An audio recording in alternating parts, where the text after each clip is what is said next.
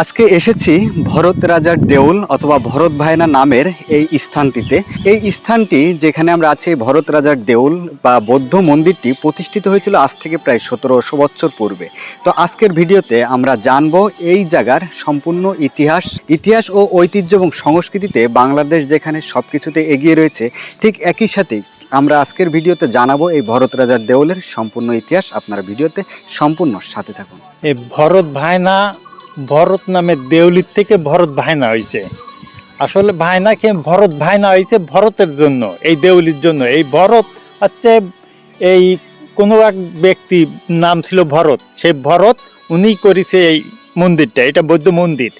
তখন ওই এটির নাম দেওয়া আছে ভরত ভায়না, তারির নামে চলে। এই গ্রামের নামও ওই তারির নামে চলে, ভরত ভায়না। এটা যাই হোক, এটা ধরা হয়েছে প্রায় 1700 বছর আগের এই মন্দিরটা করেছে। এটা মন্দিরটা করার পরে ধরেন 1700-1500-1600 বছর এটি ব্যবহার করছে, তার বেশিও হবে ব্যবহার করছে। তারপরে এটা ধ্বংস হয়ে গেছে। যাই কোনো মহামারী হোক, যাই হোক, এই এলাকায় আর কোনো লোক থাকলো না, তখনই ওইটি ধ্বংস হয়ে গেল। ধ্বংস হওয়ার পরে দেখা যাচ্ছে 1984-85 অর্থ বছরে এইটি আবার সরকার অধিগ্রহণ করলো। সরকার অধিগ্রহণ করে নিয়ে এটি খনন করলো। খনন করে দেখা গেল যে এটা বৌদ্ধ মন্দির ছিল, যে ভরত রাজা তার নামে যে কোনো জিনিস একটা নামে চলে আসে, কিন্তু সে ভরত রাজার মন্দির। এটা ইতিহাসে আছে। এইটা পরপর 3টে জায়গায় রয়েছে এখানে, ইতিহাসে আছে। তার ভিতরে 1 নম্বর ভরত ভায়না, ভরত রাজার দেউল, এটা দেউল বলে, দেউল মানে মন্দির।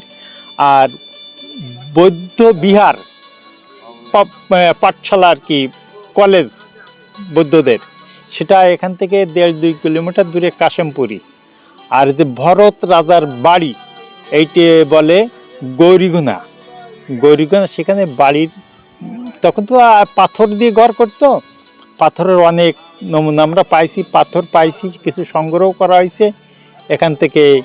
মানে ইতিহাসের সঙ্গে এটি মিল খেলো। আর এটা 1984-85 সালে প্রথম এটি খনন হয়।